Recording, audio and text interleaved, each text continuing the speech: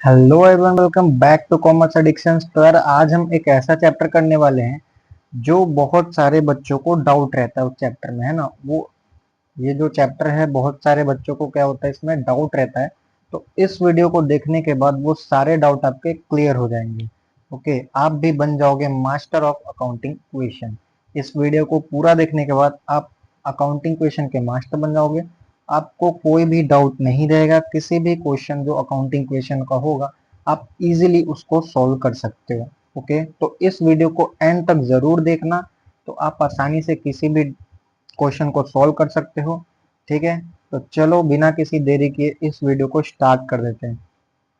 तो स्टार्ट करने से पहले हम देख लेते हैं कि हमें क्या क्या पढ़ना है और कैसे पढ़ना है। ठीक है, तो सबसे पहले मैंने क्या किया, इस वीडियो को 3 पार्ट में डिवाइड कर दिया। इस चैप्टर को हमने 3 पार्ट में डिवाइड करके रखा है। सबसे पहले हम क्या करेंगे, अकाउंटिंग क्वेश्चन का बेसिक्स सीखेंगे। बेसिक्स में कुछ नहीं है, थ्योरीज है कुछ।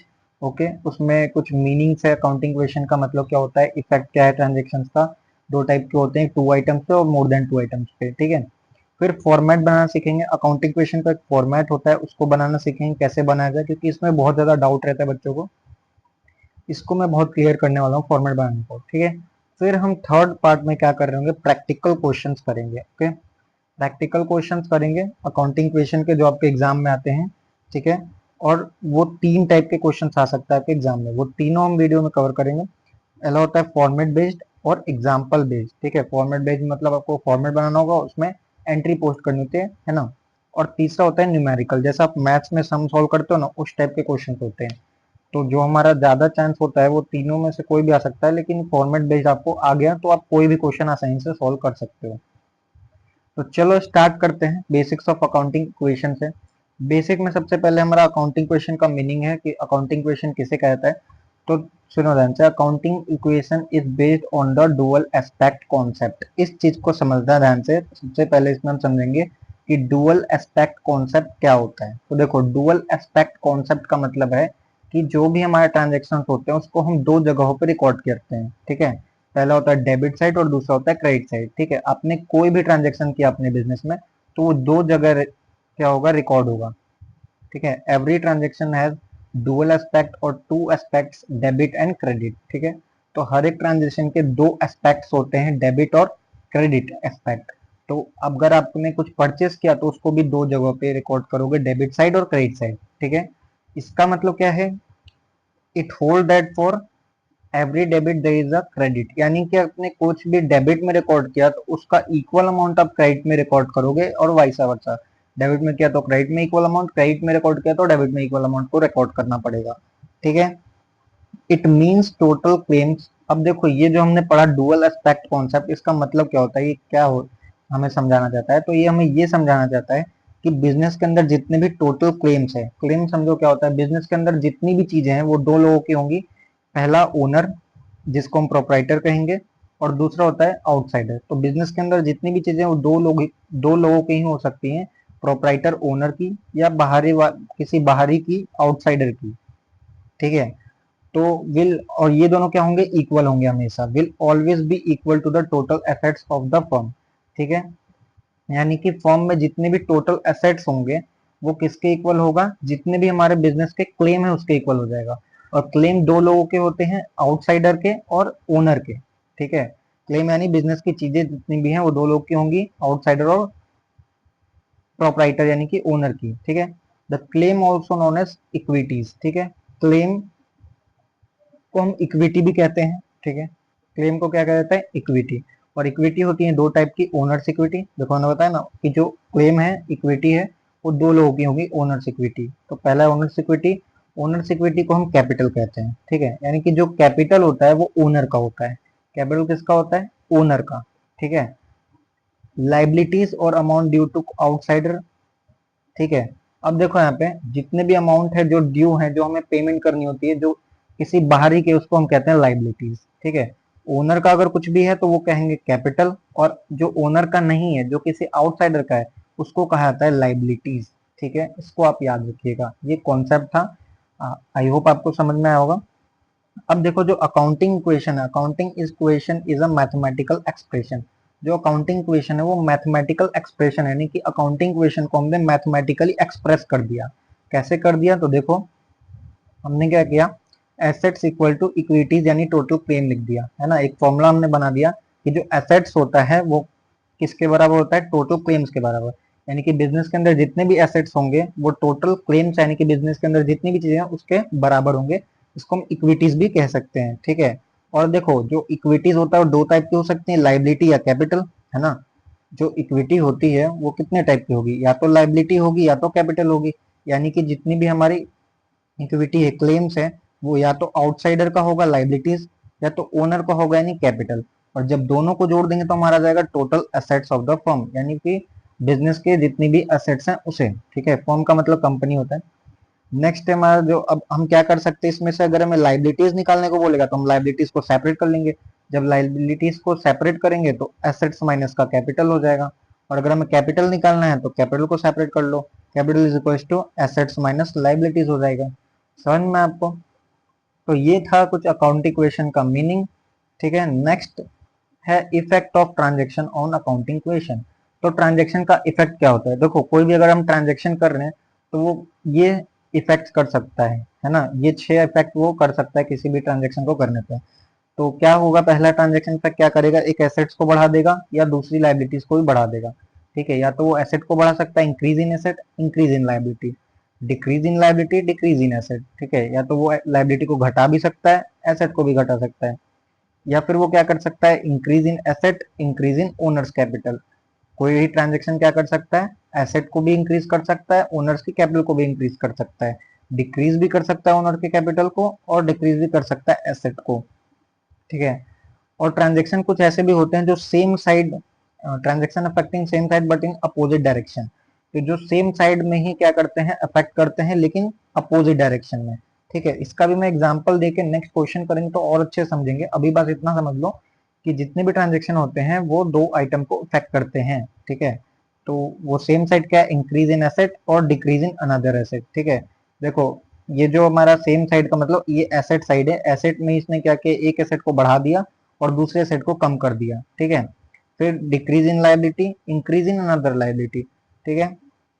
तो लाइबिलिटी साइड क्या हुआ, एक लाइबिलिटी डिक्रीज कर दी और दूसरी लाइबिलिटी बढ़ा दी। अभी हम इसको पूरा अच्छे से समझेंगे आगे क्वेश्चंस को करते टाइम पे। अभी बस आपको इतना समझना है कि ये जो ट्रांजेक्शन होते हैं ये इफेक्ट्स कर सकते हैं, ठीक है। नेक्स्ट जो हमारे कुछ और ट्रांजेक्शन होते हैं वो क्या कर सकते हैं, मोर देन 2 आइटम्स को इफेक्ट कर सकते हैं। अभी हमने ऊपर देखा था सिर्फ 2 आइटम्स को कर रहे थे, लाइबिलिटी एसेट, लाइबिलिटी एसेट। अब यहाँ पर 2 से ज्यादा आइटम्स को क्या कर सकते हैं, इफेक्ट कर सकते हैं। तो some transaction effect more than 2 items of accounting equation और अ बैलेंस शीट, ठीक है।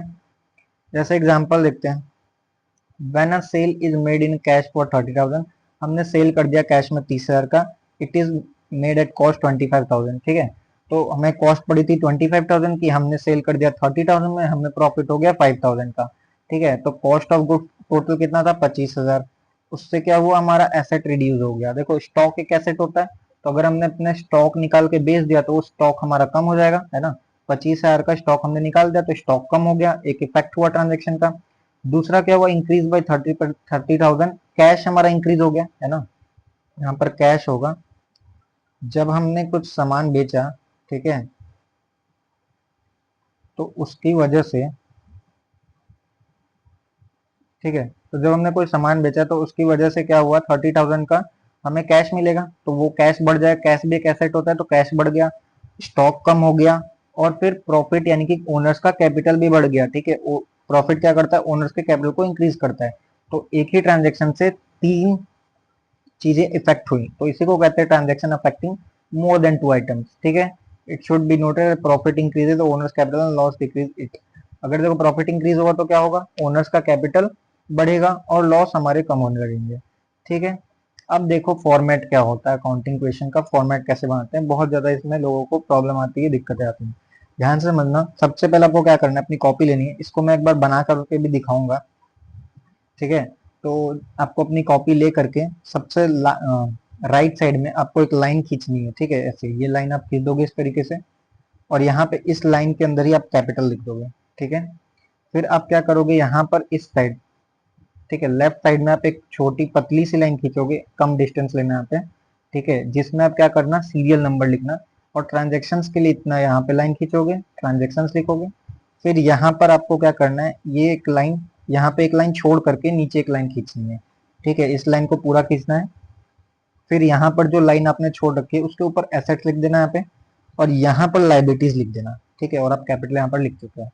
तो ये हो जाता है हमारा फॉर्मेट, और लास्ट में आपको टोटल करना होता है, ये पहले नहीं बनाना होता, आप सिर्फ और सिर्फ यहाँ तक बनाना पहले, ये लाइन खींचना सिर्फ यहाँ से यहाँ तक पूरी अपनी कॉपी में बड़ी बड़ी, ठीक है।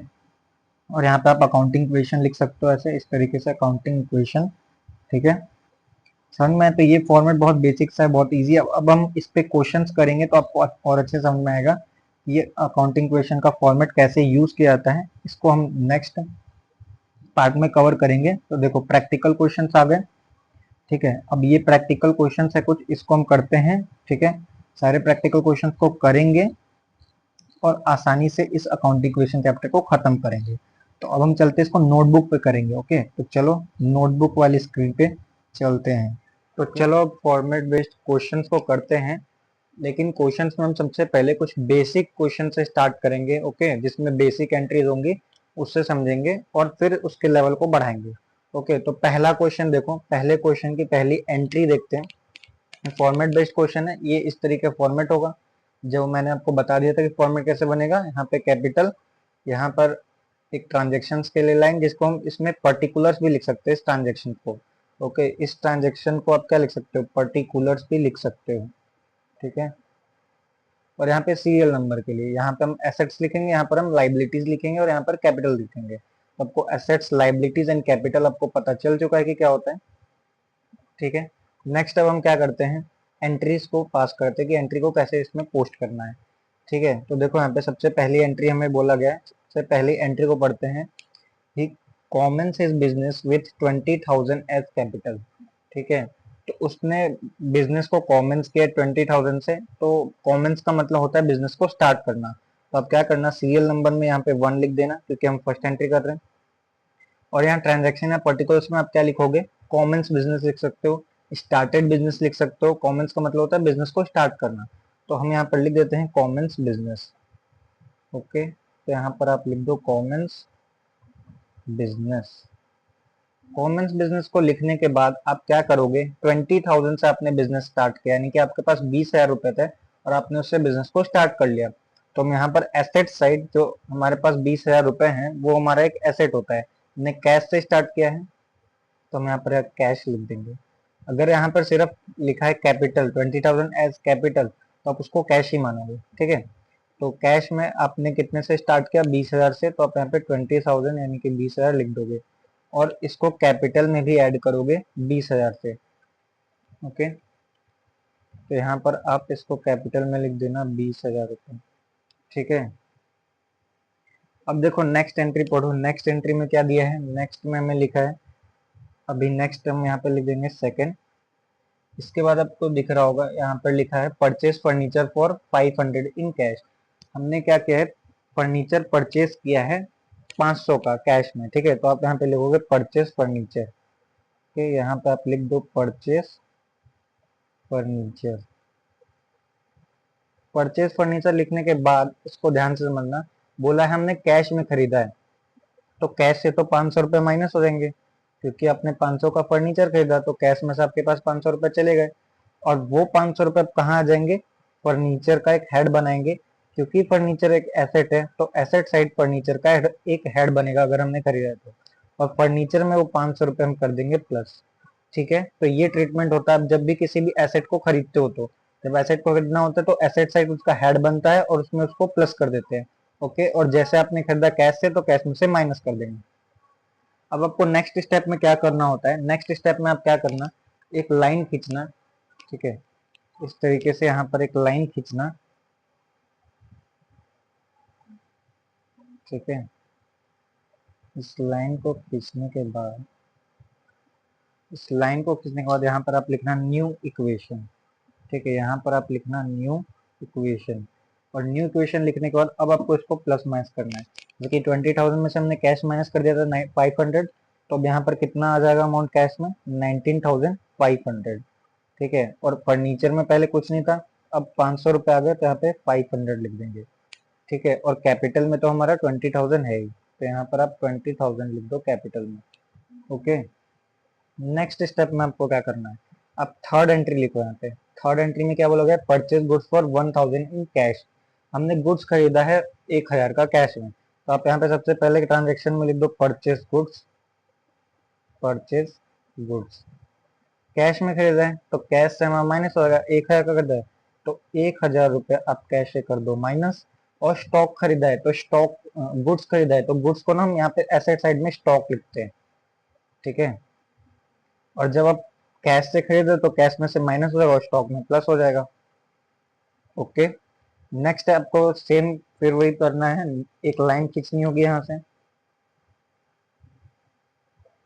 ठीक है। इस लाइन को खींचने के बाद आप क्या लिखोगे, न्यू इक्वेशन। ठीक है। यहाँ पर लिख दो न्यू इक्वेशन। अब आप क्या करो, 19,500 में से 1,000 रुपीज माइनस कर दो, तो यहाँ पर आएगा 18,500। ओके। यहाँ पर फर्नीचर हमारा 500 था पहले भी और अभी भी, स्टॉक हमारा है 1,000। ठीक है। और कैपिटल है 20,000। ठीक है। नेक्स्ट आपको क्या करनी है, नेक्स्ट एंट्री पढ़ते हैं। नेक्स्ट एंट्री फोर्थ है हमारा, purchase goods for 1,000 on credit. देखो यहाँ पर क्या बोला गया है, गुड्स को हमने क्रेडिट पे खरीदा। ठीक है, 2,000 का। तो सबसे पहले तो हम ट्रांजेक्शन में इसको नोट कर लेते हैं, परचेज गुड्स। ठीक है।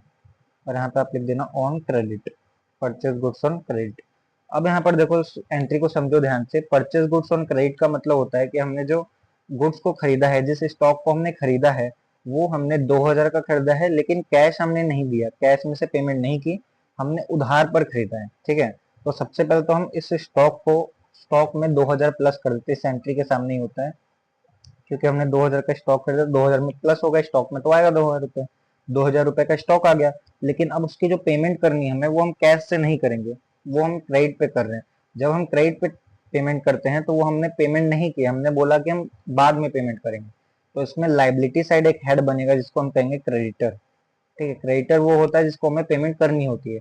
तो अब 2,000 का जो हमने स्टॉक खरीदा है और जिसको पेमेंट करनी है, वो हमारे लिए क्रेडिटर बन गया। तो ये जो 2,000 रुपये है अब इधर ऐड हो जाएगा लाइबिलिटी साइड में। ठीक है। देखो हमने स्टॉक खरीदा 2,000 का और वो लाइबिलिटीज में क्रेडिटर में ऐड हो गया, क्योंकि हमने ये पेमेंट नहीं की कैश में, हमने क्रेडिट पे खरीदा है। ओके। अब आपको कुछ नहीं करना, फिर से लाइन खींचनी है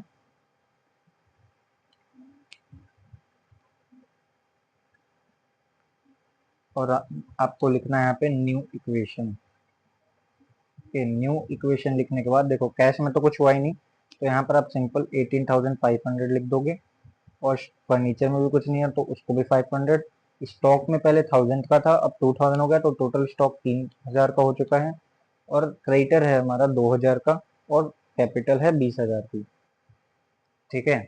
नेक्स्ट एंट्री पढ़ेंगे अब हम। नेक्स्ट एंट्री में क्या लिखा है, तो नेक्स्ट एंट्री में लिखा है sold goods costing 2,500 on credit for 4,000। Okay. देखो अब इस एंट्री को समझना। सबसे पहले यहाँ पे सिंपल लिख दो सोल्ड गुड्स। ओके। यहाँ पे आपने लिख दिया सोल्ड गुड्स। अब सोल्ड गुड्स पढ़ो, कॉस्टिंग 2,500 की है, जो गुड्स की कॉस्टिंग है वो 2,500 की है, यानी कि जो स्टॉक है हमारा वो 2,500 का है। तो हमने 2,500 का स्टॉक यानी गुड्स को सोल्ड कर दिया, तो स्टॉक से माइनस हो जाएगा 2,500 रुपया। कॉस्टिंग हमेशा माइनस करते हैं, इसको याद रखना अकाउंटिंग इक्वेशन में। जब भी हम स्टॉक को बेच रहे होते हैं तो कॉस्टिंग को माइनस करते हैं। तो स्टॉक में से 2,500 रुपये माइनस कर देंगे, और हमने उसको क्रेडिट पर बेचा है 4,000 में। ठीक है। 2,500 का सामान था और 4,000 का बेच दिया, और क्रेडिट पे यानी उधार पर, तो हमारे कैश में ऐड नहीं होगा। हमें जो पैसे मिले वो अभी मिले नहीं है, वो हमने उधार पर बेचा है। तो जब हम उधार पे बेचते हैं और वो जो पैसा मिलना होता है, उसके लिए एक हेड बनता है डेटर, वो भी हमारा एसेट होता है। तो डेटर में आप क्या करोगे, 4,000 रुपीज एड करोगे। ठीक है। अब यहाँ पर एक बात ध्यान से देखना, आप 2,500 के स्टॉक को 4,000 में जब बेच रहे हो तो आपको इसमें प्रॉफिट हुआ है ना। जब हम 2,500 के स्टॉक को 4,000 में बेचते हैं तो हमारा एक प्रॉफिट होता है, और वो प्रॉफिट कितने का होगा, तो हम क्या करेंगे, 4,000 में से 2,500 रुपये माइनस कर देंगे। ठीक है। जब हम 4,000 में से 2,500 रुपये माइनस करेंगे तो आ जाएगा 1,500 रुपये। अब उस 1,500 रुपये को हम क्या करेंगे, कैपिटल में ऐड करते हैं। जब भी प्रॉफिट होता है हमें तो उसको हम कैपिटल में ऐड कर देते हैं, ठीक है। तो हमने स्टॉक बेचा था 2500 का और हमने उधार पे बेचा क्रेडिट पे, तो उसके लिए डेटर का हेड बना, जितने भी पैसे का हमने बेचा उसमें आएंगे। और नेक्स्ट आप क्या करोगे, प्रॉफिट को कैपिटल में पुश कर दोगे। फिर आपको क्या करनी है, एक लाइन खींचनी है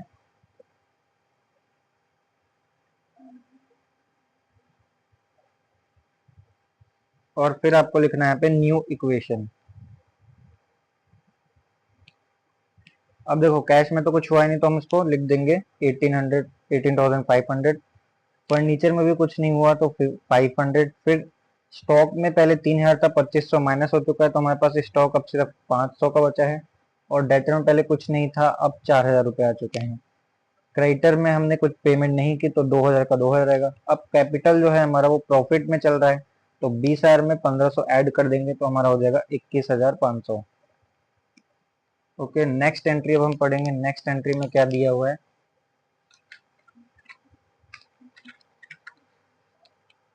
तो नेक्स्ट एंट्री है सिक्स्थ एंट्री जिसमें लिखा है paid 1000 for rent and 5000 for salary. अब देखो यहाँ पे हमने रेंट और सैलरी पे की है, पेड रेंट एंड सैलरीज।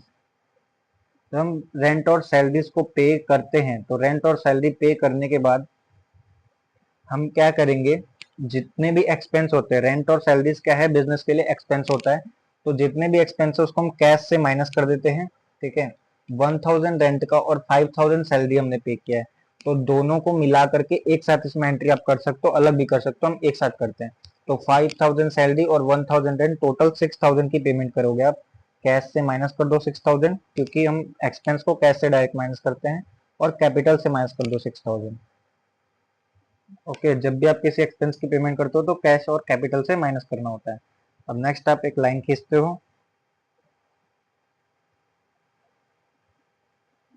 फिर यहाँ पे आप लिखोगे न्यू इक्वेशन। अब यहाँ पर आप क्या करो, इसमें से कैश में से 18,000 में से माइनस कर दो 6000। तो 18 में से अगर 6 माइनस करेंगे तो हमारा आ जाएगा, तो 12,500 आ जाएगा कैश में। और फर्नीचर हमारा रहेगा 500, स्टॉक रहेगा 500, डेटर रहेगा 4000 और क्रेडिटर रहेगा 2000।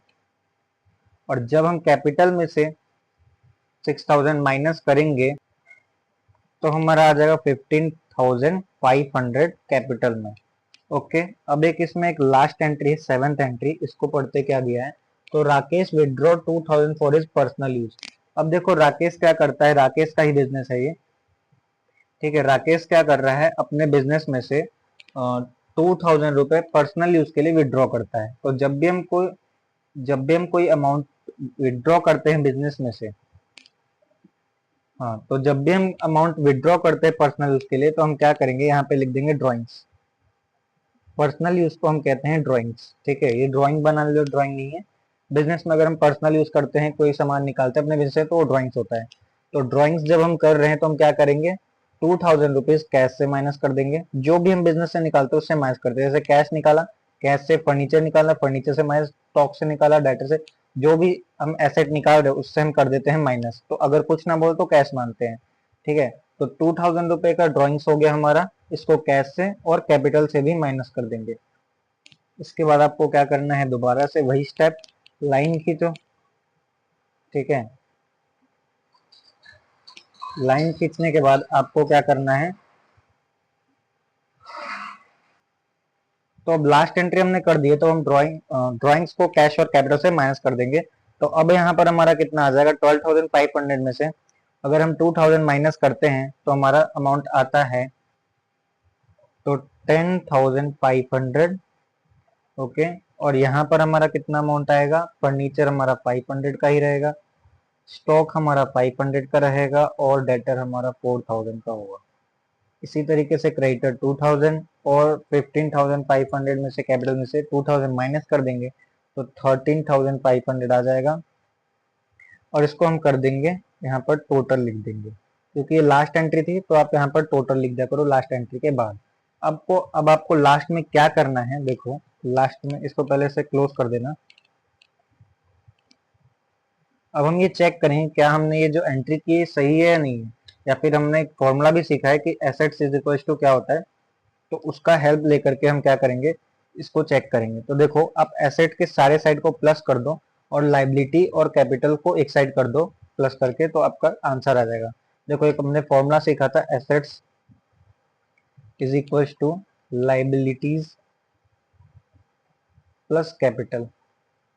ओके, तो एसेट्स देखो ये सारे एसेट्स के टोटल है हमारे, ये सारे के सारे एसेट्स हैं, तो इन सारे एसेट्स का टोटल हम एसेट्स के नीचे लिख देंगे, लाइबिलिटीज को तो देखो पहले लाइबिलिटीज लिख देते हैं। लाइबिलिटीज में एक ही क्रेडिटर, क्रेडिटर था हमारा 2000 का, प्लस कैपिटल में हमारा 13,500 आया है।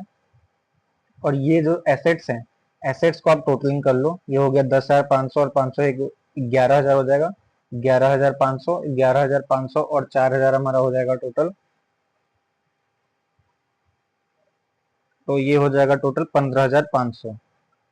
ठीक है, अब आप यहाँ पर देखो एसेट्स हमारा आ गए 15,500 और लाइबिलिटीज में भी देखो 13,500 और 2,000 कितना आ जाएगा 15,500।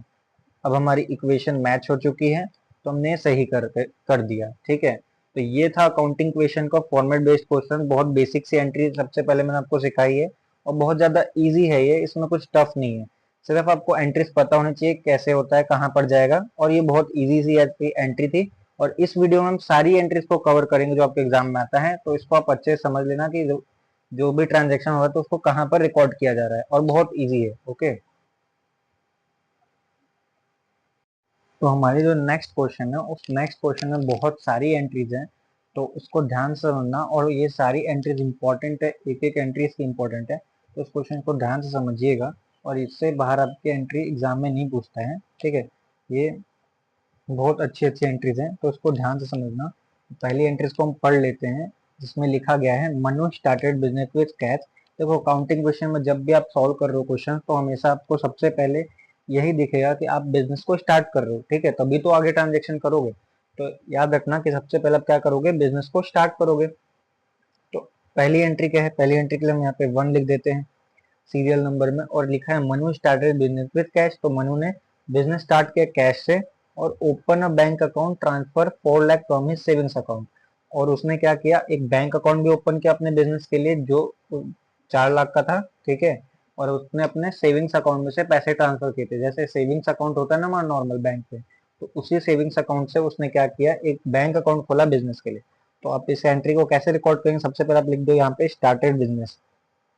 ओके, यहाँ पे आप लिखोगे स्टार्टेड बिजनेस, पर्टिकुलर्स या ट्रांजेक्शन में आप लिखते हो स्टार्टेड बिजनेस। और एसेट साइड, जब भी आप बिजनेस स्टार्ट करते हो तो किसी एसेट्स के साथ करते हो, पहले ही लाइबिलिटीज के साथ नहीं करते। ठीक है, हमेशा एसेट के साथ ही स्टार्ट होता है। तो आपने किससे स्टार्ट किया है, कैश से और बैंक से, तो आप यहाँ पे कैश लिख दोगे एसेट्स में, और बैंक भी लिख दोगे। ठीक है, और कैश में आप कितना लिखोगे, 1 लाख रुपए, क्योंकि कैश में आपने 1 लाख से स्टार्ट किया, और बैंक में आप कितना लिखोगे, 4 लाख रुपए, क्योंकि आपने बैंक में 4 लाख से स्टार्ट किए, और इन दोनों को जोड़ करके आप कहाँ पे लिख दोगे, कैपिटल में 5 लाख रुपए। ठीक है, 5 लाख लिखने के बाद नेक्स्ट एंट्री पढ़नी होती है। नेक्स्ट एंट्री क्या दी है, purchase a building from Sohan for 12 lakh paid by taking a loan from SBI. देखो हमने एक बिल्डिंग परचेज की, तो सिंपल पर्टिकुलर्स में सबसे पहले परचेज बिल्डिंग लिख दो। ठीक है, परचेज बिल्डिंग लिखने के बाद आप यहाँ पे क्या करोगे, देखो बिल्डिंग एसेट होता है, तो बिल्डिंग का हेड बन जाएगा एसेट साइड बिल्डिंग। ठीक है, बिल्डिंग में आप क्या करोगे, 12 लाख की बिल्डिंग खरीदी है। देखो ये एंट्री को समझने का सबसे सिंपल तरीका मैं बताता हूँ कैसे रिकॉर्ड करते हैं अकाउंटिंग इक्वेशन में। देखो आपने क्या खरीदा, बिल्डिंग, बिल्डिंग लिख दो, और कितने की बिल्डिंग है, 12 लाख, तो बिल्डिंग में 12 लाख रुपए लिख दो। 12 लाख रुपए लिख दिया आपने। 12 लाख लिखने के बाद अब देखो यहाँ पे क्या बोला गया है, अब इसकी पेमेंट करनी होगी आपको। पेमेंट के लिए क्या बोला उसने, taking a loan from SBI 10 lakh. ठीक है, एसबीआई से उसने 10 लाख का लोन ले रखा है। ठीक है, जब एसबीआई से 10 लाख का लोन लिया है, तो जो लोन लेता है वो लाइबिलिटीज होता है, तो लाइबिलिटी साइड एक हेड बन जाएगा जिसमें हम लिखेंगे लोन। ठीक है, लोन फ्रॉम एसबीआई लिख दो आप। लोन फ्रॉम एसबीआई लिखने के बाद इसमें आप 10 लाख रुपए ऐड कर दो। ठीक है, 10 लाख रुपए ये हो गए, लेकिन पेमेंट तो हमें 12 लाख की करनी है, उसने लोन तो सिर्फ 10 लाख का लिए, तो 2 लाख कहाँ से देगा, तो वो 2 लाख आपको देगा कैश या बैंक से। अब कैश में तो 2 लाख है नहीं, तो किससे देगा, बैंक से, तो बैंक में आप क्या करना, 2 लाख रुपए लिख दो। ठीक है, ये लिखने के बाद अब नेक्स्ट हमारा क्या होता है, एक लाइन ड्रॉ करनी होती है यहाँ पर, और उसके बाद हमें लिखना होता है न्यू इक्वेशन। ठीक है, तो वही करेंगे हम। इस लाइन को ड्रॉ करने के बाद क्या करना, यहाँ पर लिख देना न्यू इक्वेशन। न्यू इक्वेशन लिखने के बाद आपको सारे हेड के अमाउंट को लिखो यहाँ पे। कैश में 1 लाख, बैंक में 4 लाख में से 2 लाख माइनस होगा, सॉरी यहाँ पे ये माइनस होगा, तो यहाँ पर बचेगा अब 2 लाख। और बिल्डिंग हमारे पास आ चुकी है 12 लाख की। उसके बाद बैंक में जो लोन था 10 लाख का। ठीक है, लोन हमेशा लायबिलिटी होता है। और कैपिटल है हमारे पास 5 लाख का। ठीक है, नेक्स्ट एंट्री आप करो थर्ड। थर्ड एंट्री में क्या बोला गया है, paid interest on loan 20,000 and instalment 1 lakh. तो आप यहाँ पे लिख दो paid interest, paid interest and instalment. तो आपने इंटरेस्ट और इंस्टॉलमेंट की पेमेंट की है। ठीक है, तो अब जो इंटरेस्ट और इंस्टॉलमेंट की पेमेंट है वो हमारा क्या होगा, माइनस कर देंगे कैश या बैंक में से, जब भी हम किसी चीज की पेमेंट करते हैं तो इंटरेस्ट के हमने 20,000 पेमेंट की है और इंस्टॉलमेंट हमारा है 1 लाख का। तो 1 लाख का जो इंस्टॉलमेंट है वो बैंक से पेमेंट करेंगे। ठीक है, और 20,000 भी उसको बैंक से ही माइनस कर देते हैं, क्योंकि हम एक ही साथ बैंक का यूज कर लेते हैं। ठीक है, तो यहाँ पे आप माइनस कर दो 1,20,000 रुपए, 20,000 की इंटरेस्ट और 1 लाख का इंस्टॉलमेंट। और लाइबिलिटीज में देखो, लोन लिया था 10 लाख का, अब अपने 1 लाख इंस्टॉलमेंट पे कर दिए, तो 1 लाख रुपए आप इससे भी माइनस कर दो। ठीक है, क्योंकि आपने इंस्टॉलमेंट पेमेंट कर दी ना, जब हम लोन लेते हैं तो इंस्टॉलमेंट पेमेंट करनी होती है। तो 1 लाख की इंस्टॉलमेंट दे दी और 20,000 का इंटरेस्ट भी दे दिया, और 20,000 हम माइनस कर देंगे कैपिटल में से। देखो, जो इंटरेस्ट है वो हमारे लिए एक्सपेंस होता है, एक्सपेंस की एंट्री होती है कैश और बैंक से, कैश या बैंक से माइनस करके कैपिटल से माइनस करना। तो हमने बैंक से माइनस कर दिया और कैपिटल से माइनस कर दिया इंटरेस्ट को। और जो इंस्टॉलमेंट था वो बैंक से पेमेंट कर दिया 1 लाख रुपए, और एसबीआई के लोन से माइनस कर दिया। नेक्स्ट आपको क्या करना है, लाइन ड्रॉ करनी है। ठीक है,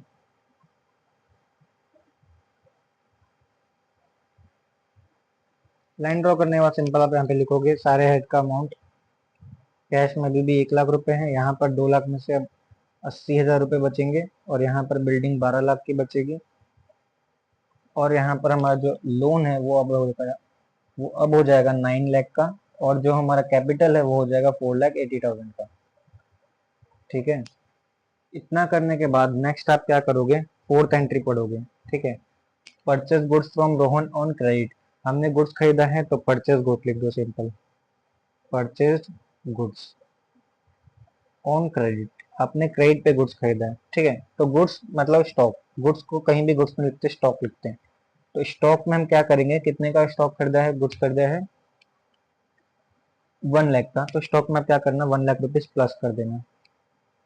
1 लाख रुपीज प्लस करने के बाद अब इस स्टॉक की पेमेंट करनी होगी, जो आपने क्रेडिट पे खरीदा है। तो अभी आपको पेमेंट नहीं करनी पड़ेगी, उसके लिए जब आप पेमेंट नहीं करोगे अभी, तो उसके लिए एक हेड बना दो क्रेडिटर, क्रेडिटर का हेड बना दो। ठीक है, क्रेडिटर वो होता है जिसको पेमेंट करनी होती है मैं आगे चल करके। तो हमने जो स्टॉक खरीदा है उसकी पेमेंट हम आगे चल करके करेंगे, इसलिए हम इसको क्रेडिटर में ऐड कर देंगे 1 लाख रुपीज।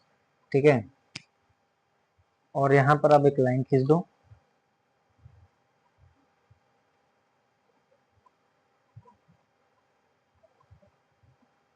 और अब आप दोबारा से इसके हेड्स को लिखो। तो कैश में बचा हमारा 1 लाख, बैंक में बचा हमारा 80,000, और बिल्डिंग हमारा 12 लाख, और स्टॉक अब आ चुका है 1 लाख का, और क्रेडिटर है हमारा 1 लाख। फिर यहाँ पर 9 लाख का है लोन, और कैपिटल में है 4,80,000 रुपए। ठीक है, नेक्स्ट एंट्री देखो, नेक्स्ट एंट्री में क्या लिखा है, next entry goods return to Rohan cost. अभी जो हमने गुड्स खरीदा था उसमें से रिटर्न भी कर दिया है ना, अगर डिफेक्टिव गुड्स आता है तो रिटर्न कर देते हैं। तो आप लिख दो गुड्स रिटर्न। जब गुड्स को हम रिटर्न करते हैं तो कितने गुड्स रिटर्न किया हमने, 20,000 का खरीदा था 1 लाख का, इसमें से 20,000 नहीं अच्छा होगा तो रिटर्न कर दें। तो गुड्स रिटर्न करो तो स्टॉक से 20,000 माइनस हो जाएगा, क्योंकि स्टॉक आप 20,000 का रिटर्न कर चुके हो। और क्रेडिटर को क्या आप 1 लाख रुपए पेमेंट करोगे जब आप एक गुड्स को रिटर्न कर दिया तो, नहीं। ठीक है, इसमें से भी तो माइनस होगा, क्योंकि अब हम क्रेडिटर को 1 लाख क्यों पेमेंट करें जब हमने उसका गुड्स दे दिया 20,000 का। तो ठीक है, तो बस ये एंट्री हो गई, जब भी गुड्स रिटर्न करते तो स्टॉक से माइनस कर दो, और कैश में ऐड करते हैं हम अगर हमने क्रेडिट पे नहीं खरीदा होता तो, लेकिन क्रेडिट की एंट्री ये है। ठीक है, अब नेक्स्ट आप दोबारा से सारे अमाउंट को लिख दो, 1 लाख रुपए, 80,000 रुपए, 12 लाख रुपए, और यहाँ पे अब बचेगा 80,000, यहाँ पर बचेगा 80,000 और 9 लाख और 4,80,000। ठीक है, नेक्स्ट एंट्री। तो नेक्स्ट एंट्री पढ़ते हैं आप सिक्स्थ एंट्री में क्या लिखा है? Sold goods costing 40,000 for 50,000 on credit to round. हमने गुड्स को सोल्ड किया, सिंपल, बस अभी इतना समझो। सोल्ड गुड्स लिख दिया यहाँ पे। जब हम गुड्स को सोल्ड करते हैं तो सबसे पहले याद रखना है स्टॉक से माइनस हो जाएगा, जितने का भी गुड्स सोल्ड किया है कॉस्टिंग माइनस होगी, याद रखना। तो कॉस्टिंग 40,000 लिखा है, तो कॉस्टिंग 40,000 हम स्टॉक से माइनस कर देंगे। ठीक है, इसको समझना, रटो मत, इसको समझो कि क्या हो रहा है। जब आप गुड्स को सोल्ड करते हो तो स्टॉक से तो माइनस होगा ना, स्टॉक कम होगा। ठीक है, तो 40,000 का स्टॉक कम हो गया। अब उसने बोला कि 50,000 में सोल्ड कर दिया। ठीक है, स्टॉक 40,000 का था जिसको हमने 50,000 में सेल किया, 10,000 का प्रॉफिट आ गया। तो अब वो प्रॉफिट हम क्या करते हैं, कैपिटल में ऐड कर देते हैं 10,000। ठीक है, अब देखो जो हमें 50,000 का सोल्ड किया तो पैसे भी तो मिलने चाहिए, तो कैश में मिल सकता है, बैंक में मिल सकता है, लेकिन उसने क्रेडिट पे सोल्ड किया है, यानी उधार पे सोल्ड किया, तो उसको अभी पैसे नहीं मिलेंगे, बाद में मिलेंगे। अब बाद में मिलेंगे तो उसके लिए हम हेड बना देते हैं डेटर। ये डेटर है जो हमें बाद में पैसे देगा। ठीक है, तो इसमें हम ऐड कर देंगे 50,000, ये हमें बाद में मिलेंगे, कैश में ना लिख करके डेटर बना देते हैं। अब आपको क्या करना होगा, एक लाइन और खींचनी होगी। ठीक है, और याद रखना कि जो भी हमारा प्रॉफिट होता है तो इसमें कैपिटल में ऐड हो जाता है, अगर लॉस होगा तो माइनस भी हो जाएगा। ठीक है, दोबारा से आप यहाँ पे अमाउंट को लिखोगे।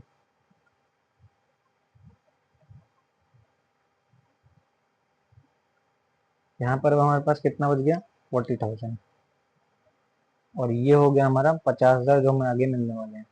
और क्रेडिटर को तो हमें 80,000 ही पेमेंट करनी होगी, और ये 9 लाख, और कैपिटल में हो जाएगा 4,90,000। ठीक है, नेक्स्ट सेवंथ एंट्री पढ़िए। सेवंथ एंट्री में क्या लिखा है, to goods from business for personal use. देखो पर्सनल यूज के लिए जब भी हम निकालते हो उसको ड्राइंग्स कहते हैं। अपने बिजनेस से कुछ भी निकालना पर्सनल यूज के लिए, आप कैश भी निकाल सकते हो, बैंक से भी निकाल सकते हो, आप स्टॉक भी निकाल सकते हो, बिल्डिंग भी निकाल सकते हो, कुछ भी निकाल सकते हो। तो जो भी निकाला है उसमें से माइनस कर देते हैं। तो अगर कुछ ना बोला हो तो हम क्या मानेंगे, क्या निकाला है, कैश। ठीक है, तो टू गुड्स, अच्छा गुड्स लिखा, सॉरी, गुड्स निकाला अपने बिजनेस से, तो आप गुड्स से यानी कि स्टॉक से माइनस कर दो कितना, जितना आपने निकाला है। तो 10,000 रुपए आपने निकाले तो 10,000 गुड्स यानी स्टॉक से माइनस कर देना, और कैपिटल से भी माइनस कर देना। ड्राइंग से यही एंट्री है कि जिसको भी आप विड्रॉ कर रहे हो अपने बिजनेस से, कैश, बैंक, कुछ भी, कोई भी एसेट, एसेट ही विड्रॉ करते हैं, तो उसमें से माइनस कर दो और कैपिटल से भी माइनस कर दो। ठीक है, और फिर एक लाइन खींच दो।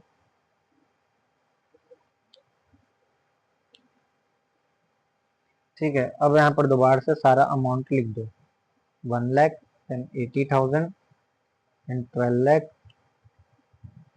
और फिर यहाँ पे अब हमारा स्टॉक कितना बच गया, 30,000, और डेटर कितने बच गए, 50,000। फिर क्रेडिटर को पेमेंट करनी है हमें 80,000, और ये हो गया 9 लाख, और यहाँ पर होगा 4,80,000। ठीक है, नेक्स्ट एंट्री है हमारी अक्रूड इंटरेस्ट की। ठीक है, पहले लिख लेते हैं, यहाँ पर लिख लेते हैं अक्रूड इंटरेस्ट। ठीक है, तो जिसने भी बेसिक अकाउंटिंग टर्म पढ़ा होगा उसको आता होगा, जिसने नहीं पढ़ा वो ध्यान सुनो, अक्रूड इंटरेस्ट क्या होता है। तो देखो अक्रूड इंटरेस्ट एक ऐसा इंटरेस्ट होता है जो हमने अर्न कर लिया है लेकिन वो अभी तक हमें नहीं मिला। तो जो भी हमने अर्न कर लिया और वो हमें नहीं मिला, तो उसके लिए भी हम क्या करेंगे, एक हेड बनाएंगे एसेट में अक्रूड इंटरेस्ट का। ठीक है, अक्रूड इंटरेस्ट लिख दो। अक्रूड इंटरेस्ट लिखने के बाद आप यहाँ पर क्या करना, कितने का इंटरेस्ट आपको मिलने वाला है, अक्रूड इंटरेस्ट आपने अर्न कर लिया है तो आगे चल के मिलेगा, तो 5,000 का, तो 5,000 रुपए इसमें ऐड कर देना। ठीक है, और कैपिटल में भी ऐड कर देना, क्योंकि इंटरेस्ट है एक तरीके का, हमारे बिजनेस में पैसा आ रहा है तो उसको कैपिटल में भी ऐड करते हैं। और अक्रूड इंटरेस्ट में ऐसा पैसा है जो हमने अर्न कर लिया लेकिन मुझे नहीं मिला है। ठीक है, अब दोबारा से आपको क्या करना है, लाइन खींचनी है। ठीक है, दोबारा सारे अमाउंट को लिखो।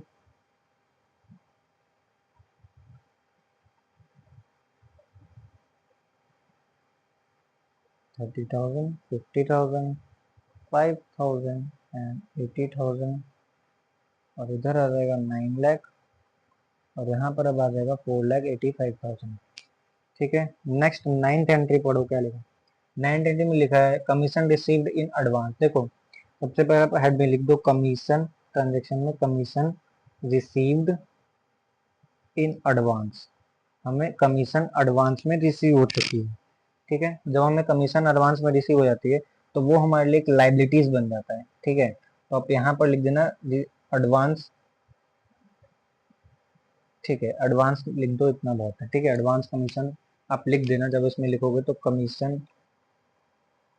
ठीक है, एडवांस कमीशन हमने लिख दिया। लाइबिलिटी साइड देखो, ये ऐसा पैसा है जो अभी हमारा नहीं है लेकिन वो हमें एडवांस में मिल रहा है, तो हमें उसके लिए अब आगे सर्विस देनी पड़ेगी। ठीक है, अगर आपको कोई चीज पहले ही मिल गया तो वो आपका पैसा नहीं हुआ अभी, ठीक है, आगे चल के होगा, तो वो हमारी एक लाइबिलिटीज है, वो किसी और का पैसा है।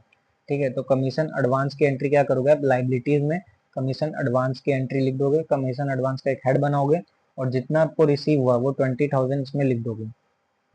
ठीक है, और आप इस 20,000 को कैश में भी लिख देना, क्योंकि ये कैश में भी तो मिला हमें। ठीक है, प्लस करके लिखो। जब आपको रिसीव हुआ तो वो आपको कैश में हुआ गया, तो बैंक में अगर कुछ नहीं बोले तो कैश मानते हैं। ठीक है, अब आपको दोबारा से एक लाइन खींचनी है।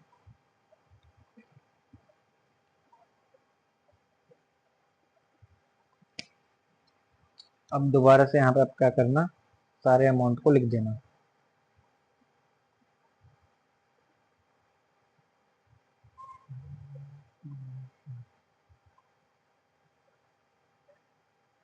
$5,000 और यहाँ पर आ जाएगा 20,000, देन यहाँ प्लस करके लिखो 80,000, 9 लाख और 4,85,000।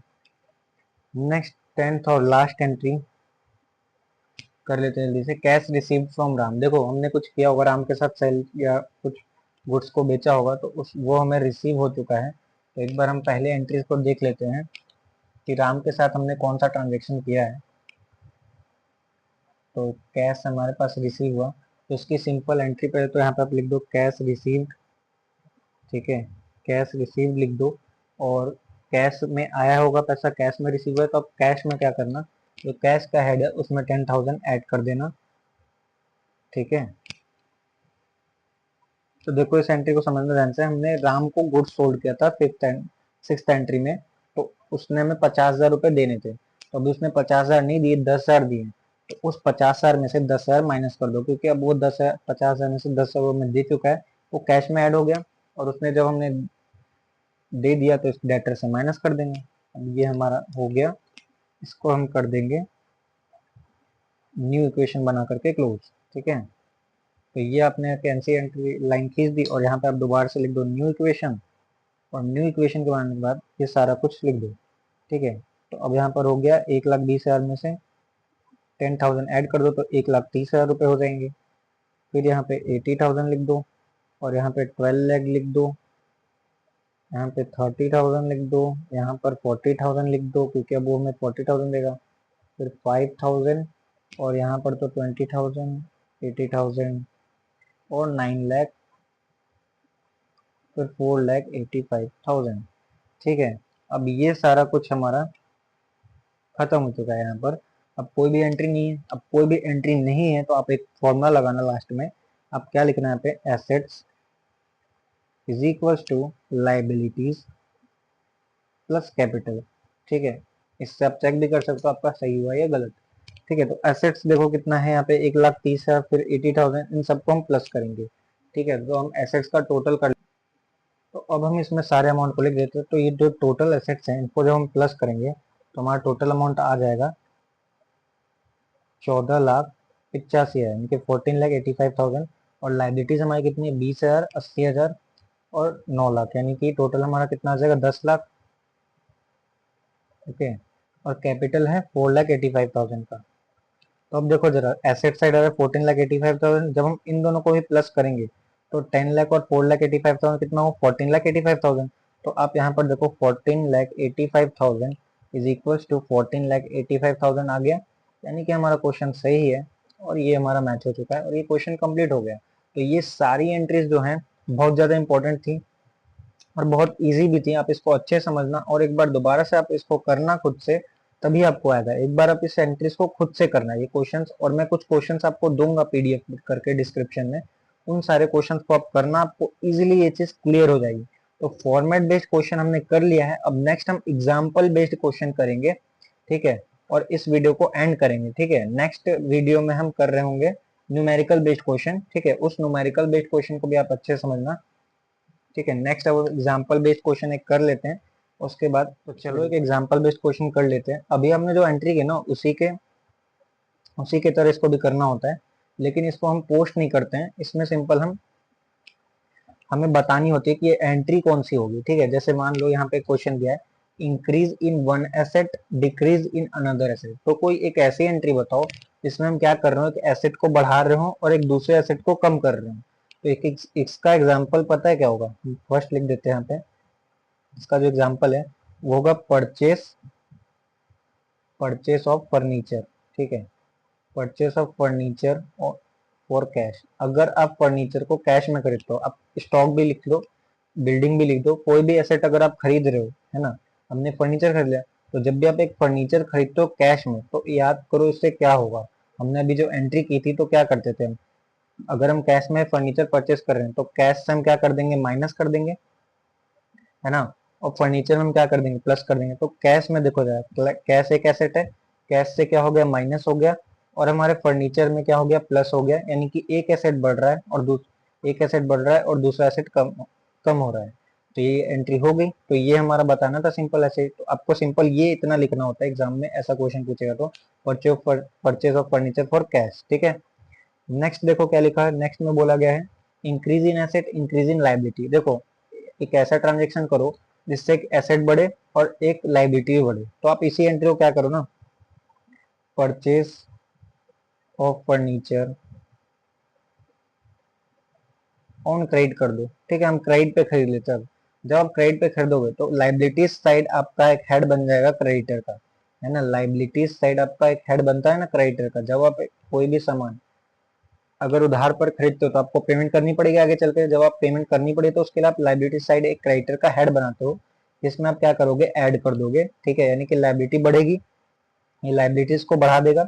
और जो फर्नीचर है, ठीक है, वो क्या करेगा हमारा, वो भी हमारे एसेट को बढ़ा देगा। जब हम फर्नीचर खरीदे तो एसेट बढ़ेगा, और अगर क्रेडिट पे खरीदा तो लाइबिलिटीज भी बढ़ेंगी। तो यहाँ पर देखो हमारा एक एसेट बढ़ा और लाइबिलिटी भी बढ़ी।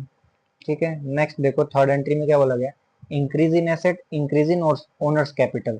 तो अब आपको एक ऐसा ट्रांजेक्शन करना है जिससे कि क्या हो, एसेट इंक्रीज हो और ओनर की कैपिटल भी इंक्रीज हो। तो देखो यहाँ पे क्या होगा, आप यहाँ पे एग्जांपल देना, कैपिटल इंट्रोड्यूस्ड।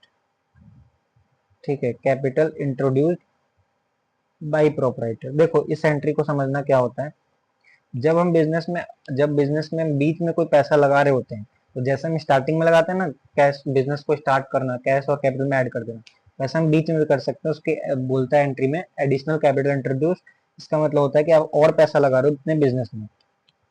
तो इससे क्या होगा, जब पैसा लगा तो इससे हमारा क्या होता है, कैश में प्लस हो जाता है और कैपिटल में भी प्लस हो जाता है। ठीक है, तो देखो यहाँ पे एसेट बढ़ रहा है और ओनर की कैपिटल बढ़ रही है। तो ये एंट्री हो गई। ठीक है, नेक्स्ट है फोर्थ एंट्री। फोर्थ एंट्री में क्या बोला गया, decrease in asset decrease in liability.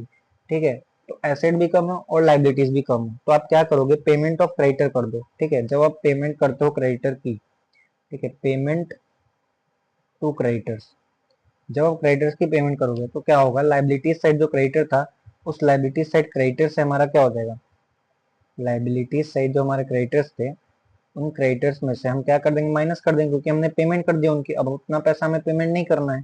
ठीक है, और जब आप पेमेंट कर दोगे तो एसेट साइड जो हमारा कैश है, एसेट साइड जो हमारा कैश है, उसमें से भी तो माइनस होगा। तो यहाँ पर देखो एसेट से भी माइनस हो गया कैश, और लाइबिलिटीज में क्रेडिट साइड भी माइनस हो गया क्रेडिटर से। तो एसेट भी कम हो गया और लाइबिलिटीज भी कम हो गई। ठीक है, नेक्स्ट है हमारी फिफ्थ एंट्री। देखो decrease in asset decrease in owners capital. अब देखो आप क्या करो, डिक्रीज होगा, एसेट भी डिक्रीज हो, एसेट साइड भी, और ओनर की कैपिटल भी डिक्रीज है।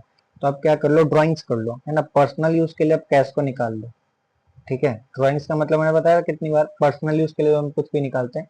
तो इसकी एंट्री ऐसे लिख दोगे आप, cash withdrawn for personal use. ठीक है, फॉर पर्सनल यूज, इसको शॉर्ट में ड्राइंग्स आ जाता है। ठीक है, तो जब आप ड्राइंग्स करते हो, कैश विड्रॉ कर रहे हो, तो आप क्या करोगे, एसेट साइड क्या करते हो आप, कैश में से माइनस कर देते हो। ठीक है, एसेट साइड आप कैश से माइनस कर दोगे और कैपिटल से भी माइनस कर दोगे।